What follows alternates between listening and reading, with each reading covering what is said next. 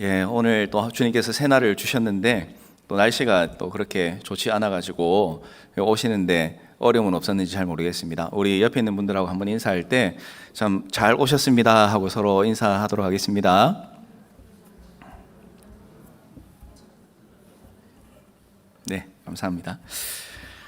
앞서 이제 빌립보서 4장 2절 3절 말씀을 읽었는데요. 오늘 우리가 다 보지는 못하지만 앞선 말씀 3장부터 4장 1절까지의 말씀을 보면 빌립보 교회를 향한 사도 바울의 간절한 당부가 있었습니다.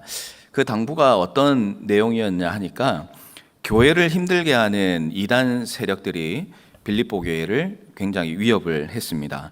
그런데 사도 바울이 권면하는 것은 그런 이단들과 거짓 세력들이 교회를 공격하고 힘들게 하더라도 우리의 하나님을 의지하고 거기에 굴복하지 말고 주님 안에서 단단한 그런 믿음, 신앙을 세워가라 이렇게 이제 부탁을 합니다. 사도 바울의 간절한 마음을 담은 말씀이 이제 4장 1절에 나오는 말씀입니다. 4장 1절에 보면 그러므로 나의 사랑하고 사모하는 형제들, 나의 기쁨이요 면류관인 사랑하는 자들아, 이와 같이 주 안에 서라. 얼마나 멋진 말입니까? 주 안에 서라 말씀을 하고 있죠. 사랑하고 사모하고 또 기쁨의 면류관인 사랑하는 자들, 우리도 서로에게 이런 동력자가 되어야 되겠다라는 그런 또 도전을 받게 되는 것 같습니다. 그리고 빌립보서 4장 후반절에 가면 항상 기뻐하고 하나님을 의지하고 살아가십시오라는 바울의 당부와 또 사도 바울이 이 선교를 잘 해 나갈 수 있도록 여러 가지로 도움을 주고 후원을 하고 헌신해 주었던 이 성도들에 대한 감사의 인사로 빌립보서를 마무리하게 됩니다. 든든한 교회로 세워가라 라고 말씀을 했고, 그리고 마지막에는 참 이런저런 격려와 후원을 보내어 주어서 감사하다라고 이렇게 이야기를 했는데, 이런 이제 훈훈하고 참 축복된 마무리 가운데에 오늘 우리가 읽었던 이 두 절의 말씀은 어떻게 보면 이 말씀 가운데 좀 분위기를 흐트러뜨리는 듯한 그런 내용이 두 절이 지금 말씀 가운데 삽입되어 있다고 볼 수가 있을 것 같습니다. 당부와 격려와 감사 사이에 짧지만 전혀 생각하지 못했던 그런 내용이 담겨 있습니다. 교회 안에 불화가 있었다는 것을 이 이야기를 통해서 알 수가 있습니다. 그 일이 어떤 일인지는 정확히 알 수는 없지만 바울이 이 빌립보 교회 가운데 두 사람 가운데 불화가 있었고 바울은 이것을 지적을 하고 있습니다. 그리고 이 빌립보 교회 가운데 이 두 사람의 문제를 해결하라라고 지적을 하고 권면을 하고 있습니다. 바울의 권면을 보면서 우리가 서로를 격려하고 또 기쁨의 고백이 있고 또 감사의 고백이 있고 또 하나님께서 맡겨주신 그런 여러 가지 사역들을 감당해 나가기 위해서는 이 짧은 두 절의 말씀에 포함된 것처럼 우리 안에 뭔가 문제가 있고 해결되지 않는 것이 있다면 그것을 반드시 해결해야 된다라는 하나님의 부탁이기도 한 것 같습니다. 오늘 말씀을 통해서 우리가 하나님 안에서 서로 기뻐하고 또 하나님을 의지하는 그런 공동체로 살아가기 위해서 오늘 나는 주님 안에서 무엇을 해야 할까, 또 무엇을 고쳐 나가야 되고 무엇을 내려놓아야 할지 말씀을 통해서 도전받고 또 깨닫는 시간이 되기를 바랍니다. 먼저 첫 번째로 우리가 이 사도 바울의 권면을 통해서 기억해야 할 것은 우리 공동체는 예수님의 마음을 품어야 하는 공동체라는 것을 꼭 기억을 해야 되겠습니다. 2절 말씀입니다. 내가 유오디아를 권하고 순두계를 권하노니 주 안에서 같은 마음을 품으라 말씀을 하고 있습니다. 제가 어릴 때는 유오디아와 이 순두계 이름을 좀 특이하잖아요. 그래서 이제 잘 외우기 위해서 특별히 순두계를 순두부 이렇게 해가지고 외웠던 그런 기억이 있습니다. 혹시 여러분 가운데도 그렇게 단어를 연상해서 외우신 분이 있는지 모르겠는데, 근데 이제 이름이 특이하다 보니까 어떤 이름의 뜻이 있는가를 좀 찾아보게 됩니다. 유오디아라는 이름은 좋은 여행이라는 그런 뜻을 가지고 있습니다. 그리고 순두계는 행운 그리고 행복한 기회라는 뜻을 가지고 있습니다. 그러니까 두 사람 다 이름이 참 좋은 이름을 가지고 있는 거죠.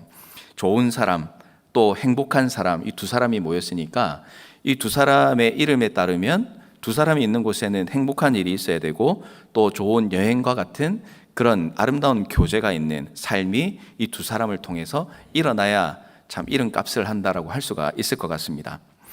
빌립보의 교회가 세워진 것은 바울의 전도 여행을 진행하면서 세워진 교회입니다. 아시아 지역에서, 그러니까 오늘날로 이야기하면 터키 지역을 이야기하는데, 그곳에서 복음을 전하기 위해서 힘을 썼던 사도 바울이 어느 날 환상을 보게 됩니다. 그 환상의 내용이 사도행전 16장 9절에 이제 기록이 되어 있는데요.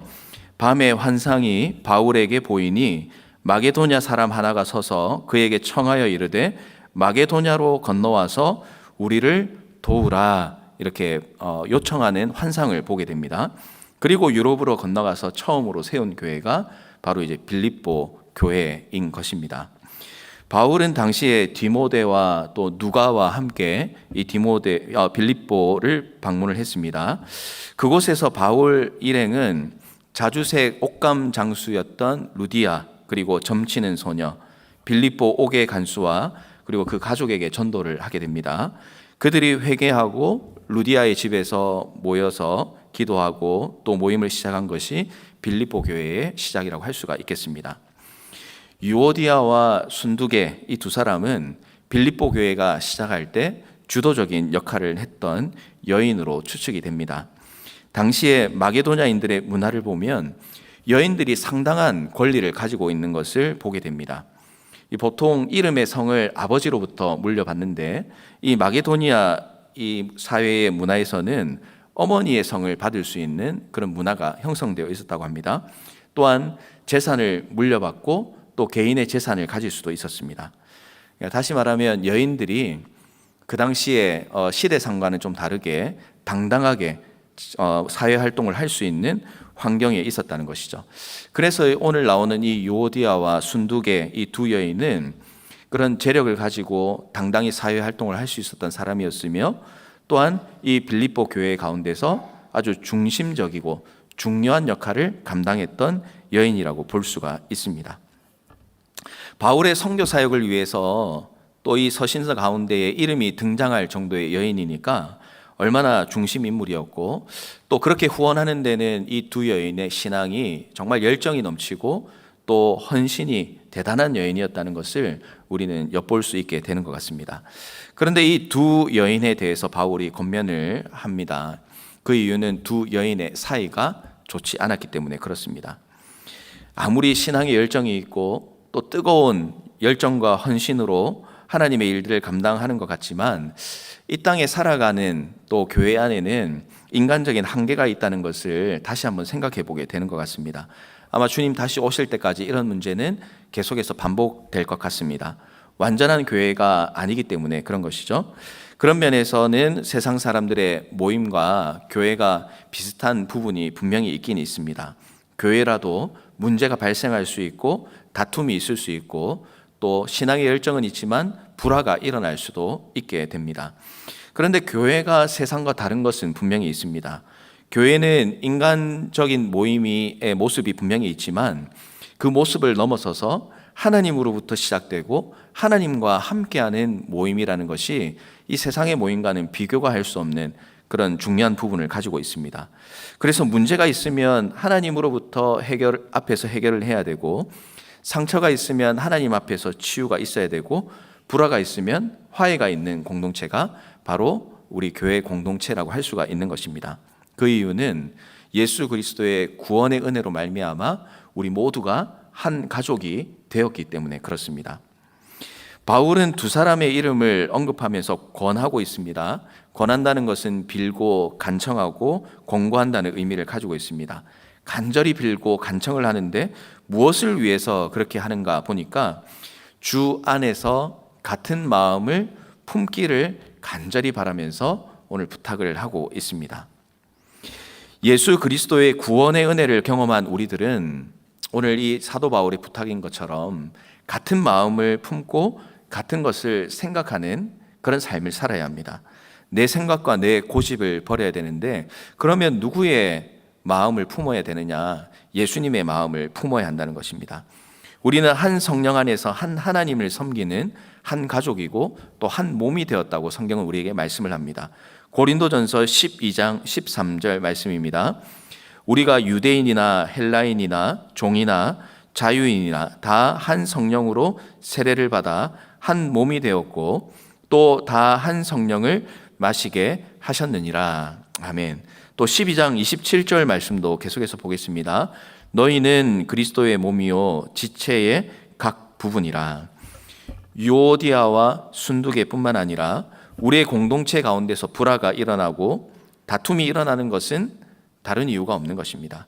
내 주장을 내세우고 내 뜻대로 하려고 하고 손해보지 않으려고 하면 다툼이 일어나고 잡음이 일어날 수밖에 없습니다.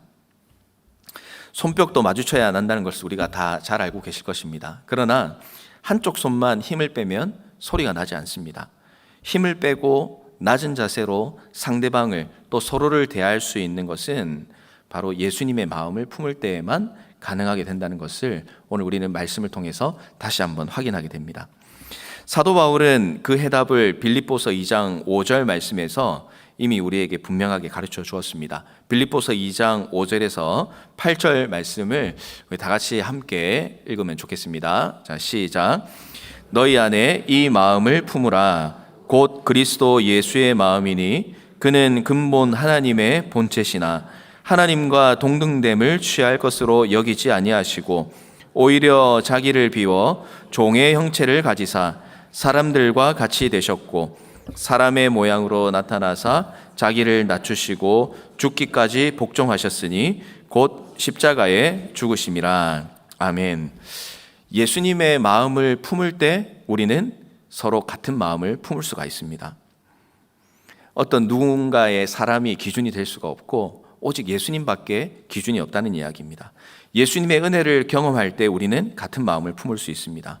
예수님의 마음을 우리가 품어야 다른 사람의 단점을 보기보다는 다른 사람의 단점을 보면서도 내가 더 큰 단점과 더 큰 문제가 있는 사람이라는 것을 발견할 수 있게 되는 것입니다.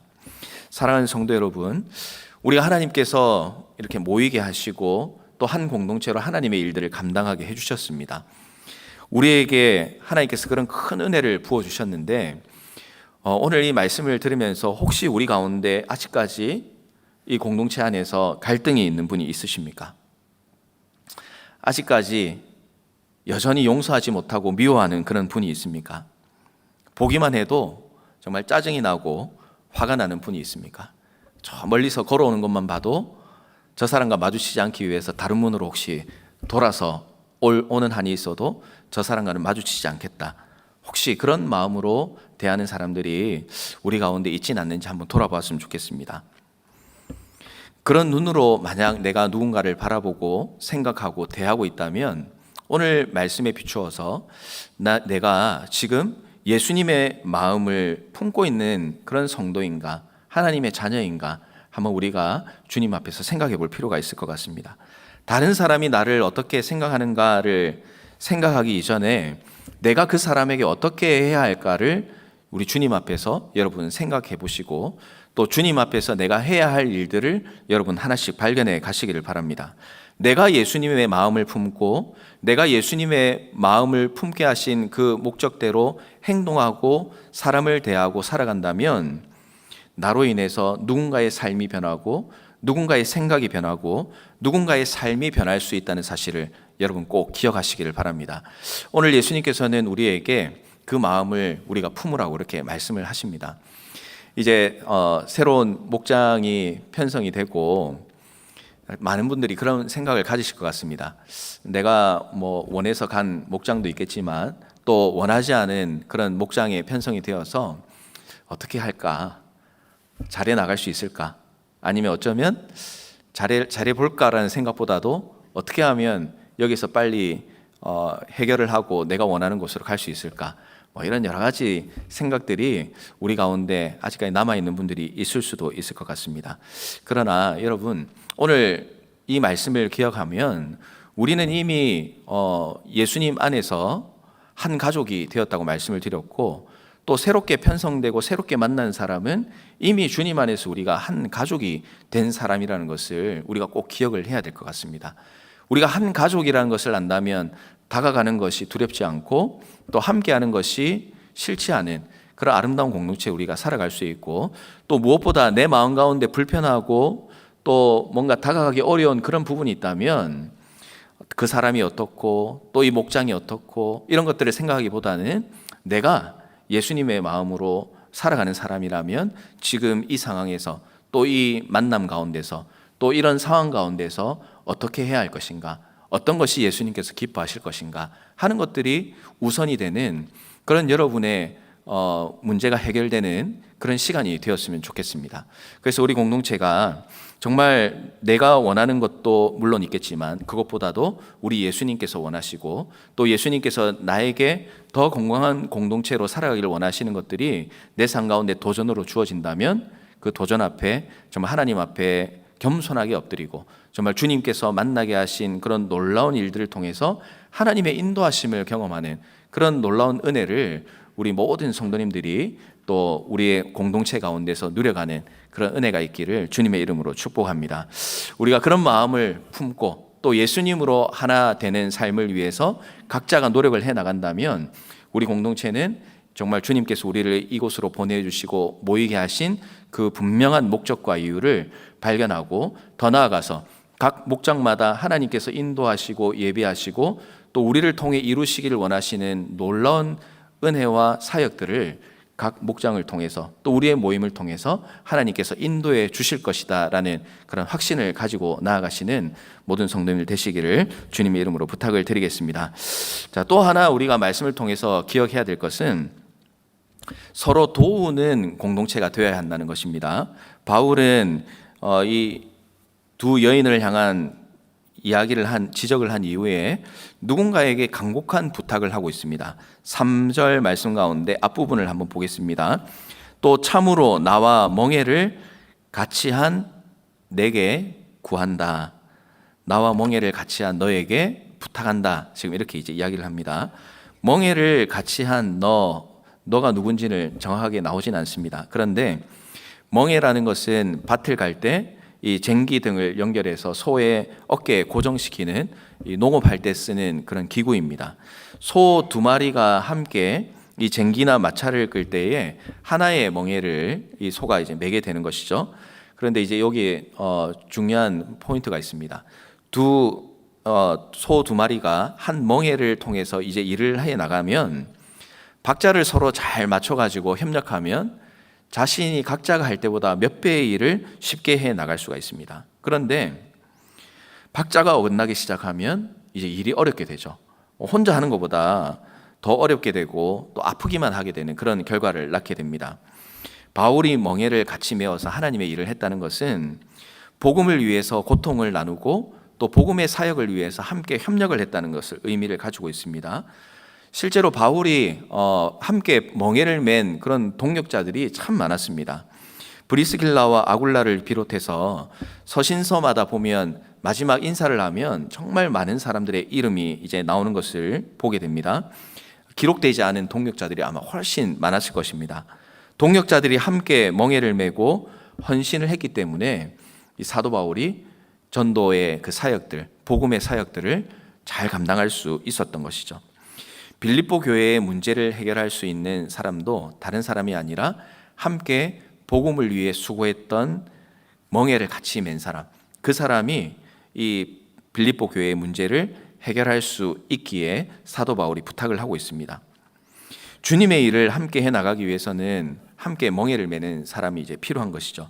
바울이 아무리 뛰어나고 능력이 대단한 사람이라 할지라도 혼자서는 주님의 복음의 사역을 감당하지 못했습니다.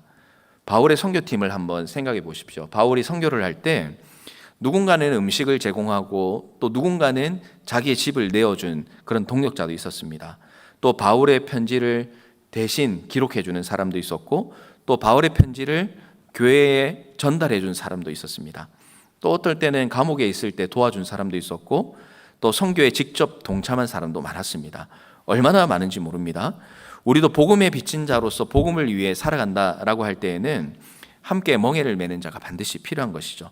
혼자 하는 것이 아니라 협력하는 우리 공동체가 필요한 것이고 오늘 우리에게 주신 이 공동체가 그 일을 감당하기 위해서 모이게 하시고 만나게 하셨기 때문에 우리 공동체가 이 복음 사역을 감당함에 있어서 정말 너무나 충실히 감당할 수 있는 그런 공동체로, 함께 멍에를 매는 공동체로 하나님께서 보내주셨다는 것을 우리가 결코 잊어서는 안 되겠습니다. 바울은 계속해서 서로 도울 것을 부탁하고 있습니다. 3절 말씀입니다. 복음에 나와 함께 힘쓰던 저 여인들을 돕고 또한 글레멘트와 그 외에 나의 동역자들을 도우라. 그 이름들이 생명책에 있느니라 말씀을 하고 있습니다. 서로가 서로를 도울 수 있어야 됩니다. 그 이유가 무엇인가 보니까 지금 우리가 읽었던 말씀처럼 우리의 모든 동역자들은 그 이름들이 이미 하나님의 생명책에 기록이 되어 있기 때문에 그렇습니다. 지금은 인간적인 연약함으로 인해서 서로 미워할 수도 있고 시기할 수도 있고 질투할 수도 있고 또 어떤 때는 다툼이 일어날 수도 있습니다. 그렇지만 사도 바울이 오늘 이야기하는 것은 그런 모습은 있을지라도 너희가 결국 하나가 되어야 하는 중요한 이유가 무엇이냐면 이미 예수 그리스도를 구주로 고백한 우리는 하나님의 그 생명책에 이름이 기록된 그런 하나님 안에 가족이기 때문에 너희는 서로 시기하지 말고 사랑하고 다투지 말고 화해해라 라고 우리에게 말씀을 하고 있는 것입니다. 요한계시록 21장 27절 말씀입니다. 무엇이든지 속된 것이나 가증한 일 또는 거짓 말하는 자는 결코 그리로 들어가지 못하되 오직 어린 양의 생명책에 기록된 자들만 들어가리라 말씀을 하고 있습니다. 예수 그리스도를 구주로 고백하는 사람들은 그의 이름이 생명책에 기록이 되어 있습니다. 바울은 우리가 싸울 수도 있지만 그 싸움으로 끝나는 사람이 아니어야 한다는 것을 이야기합니다. 우리는 생명책에 기록된 영광스러운 신분을 가진 사람이라는 것을 기억하고 그 생명책에 기록된 사람답게 너희가 행동하고 또 너희의 가족들을 대하고 서로를 사랑하라고 그렇게 부탁을 합니다. 그들의 믿음과 헌신을 바울은 인정을 하지만 더 중요한 것은 하나님께서 인정해 주시는 것입니다. 아마 그들은 바울의 편지를 받고 나서 서로 화해하고 회개하는 그런 아름다운 모습이 있었을 것이라고 저는 확신합니다. 교회는 그렇게 아름답게 세워져 가야 합니다. 사랑하는 성도 여러분, 우리는 함께 멍에를 맨 사람들입니다. 하나님께서 우리를 그렇게 만나게 해주셨습니다. 그리고 서로 도우라고 우리에게 말씀을 합니다. 삐끗하면 나만 힘든 것이 아니라 함께 멍에를 메고 있는 우리 모두가 힘들어질 수 있습니다. 하지만 우리가 한 가족으로서 함께 멍에를 맨 자로서 주님께서 우리에게 주신 그 복음의 사역 또 이 땅에 빛과 소금의 역할을 감당하라고 말씀하신 그 일에 우리가 힘을 내기 시작하면 우리는 우리가 생각하는 것보다 훨씬 더 많고 또 훨씬 더 아름다운 일들을 우리를 통해서 만들어 갈 수 있다는 사실을 여러분 기억하시길 바랍니다. 왜냐하면 여러분들은 그냥 사람이 아니라 하나님의 생명책에 기록된 하나님의 자녀이기 때문에 그렇습니다. 특별히 나보다 약한 사람이 있다면 더 도와주려고 우리가 노력을 해야 되겠죠. 오늘 우리를 낙심하게 만들고 또 우리를 불편하게 만드는 사람, 또 우리를 힘들게 여기게 만드는 그런 일들은 어떤 것들이 있습니까? 함께 멍에를 메웠고 또 우리가 생명책에 함께 기록된 한 가족이라는 것을 기억하며 서로를 돕고 또 서로를 세워가는 그런 아름다운 일들이 우리 하늘이 공동체 가운데 많이 일어나기를 주님의 이름으로 축복합니다. 하나님의 나라는 어떤 잘난 사람, 뛰어난 사람을 통해서 이루어가는 것 같진 않습니다. 하나님의 은혜를 기억하는 사람, 예수님의 마음을 함께 품는 사람, 이런 사람들을 통해서 우리 주님께서는 하나님의 놀라운 일들을 이루어 가시는 것을 지금도 이루어 가시고 보게 만드십니다. 이 일에 모두가 한 마음으로 힘을 써 주십시오. 또 정말 많은 사람들이 마지막 시대라고 이야기를 하지만 그러나 마지막 시대에도 우리는 하나님 앞에서 주신 사명을 기억하고 그 일들을 충실하게 감당해야 할 책임과 그리고 그런 의무가 우리에게 주어져 있다는 사실을 꼭 기억하십시오. 그리고 오늘 우리 공동체가 하나님 나라를 위해서 또 예수님의 마음을 품은 공동체로서 하나님이 기뻐하시는 일을 위해서 무엇을 해야 하고, 또 우리 목장과 또 내가 모이는 그 모든 사역마다 무엇을 위해서 해야 하는 것인가 하는 것을 여러분들이 꼭 잊지 않고 주님 앞에서 그 목적과 기준을 바르게 세워가시기를 바랍니다. 이 일에 우리 모두가 한 마음이 되고 또 함께 힘을 써서 주님의 나라의 아름다운 일들을 이루어가는 저와 여러분 모두가 되시기를 주님의 이름으로 축복합니다. 말씀을 정리합니다. 하나님께서 오늘 우리에게 같은 마음을 품으라라고 말씀을 주셨습니다. 예수님의 마음을 품어야 가능한 것이고, 또 서로를 도우려는 마음이 있어야 우리가 이 일이 가능하다는 것을 보게 됩니다. 혹시 예수님의 마음이 아니라 여전히 내 고집과 내 마음으로 살아가는 모습이 있다면, 또 누군가를 돕는 일보다는 누군가를 외면하고 살아가는 일에 혹시 내가 힘쓰고 살았다면, 오늘 이 저녁에 우리 함께 말씀을 통해서 또 기도하는 가운데 정말 그 잘못된 생각과 마음들을 주님 앞에 내려놓고 이제는 예수님의 마음을 품고 또 우리의 한 가족을 위해서 내가 서로 섬기고 사랑하고 또 함께 주님의 일을 감당하는 것이 우리의 가장 큰 목표가 되겠다라는 그런 결단이 오늘 이 자리에 오신 모든 분들에게 정말 있기를 주님의 이름으로 축복하고, 또 그런 일들을 여러분들을 통해서 하나님의 놀라우신 일들이 많이 펼쳐지는 은혜가 여러분의 삶 가운데 풍성하게 주어지기를 주님의 이름으로 축원합니다. 기도하겠습니다. 하나님 아버지, 은혜에 감사를 드립니다. 같은 마음을 품으라고 우리에게 말씀해 주셨습니다. 같은 마음이라는 것은 어떤 누군가를 기준으로 하는 것이 아니라 예수님의 마음을 품는 것을 말하는 것이고, 또한 함께 멍에를 맨 자들로서 서로 돕고 협력하여서 하나님 나라의 귀한 일들을, 하나님께서 맡겨주신 귀한 사역들을 정말 기쁨으로 감당해 나아가고 또 아름다운 열매를 많이 맺는 우리 한우리 공동체가 될 수 있도록 하나님 은혜와 축복을 더하여 주시옵소서.